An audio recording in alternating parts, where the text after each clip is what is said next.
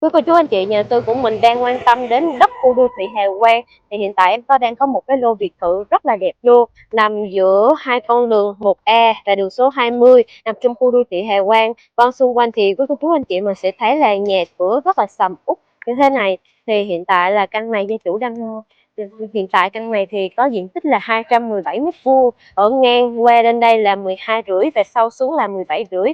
Thì căn này thì anh chị mình có thể về xây biệt thự sống rất là đẹp luôn, cách biển chỉ từ 5 đến 7 phút là mình đi ra. Đây là gần như là khu ở đây gần, rất là gần với lại khu trung tâm, đầy đủ tiện ích cho với cô chú anh chị. Thì căn này là 217 m² và gia chủ đang muốn bán với giá là 65 triệu cho 1 m².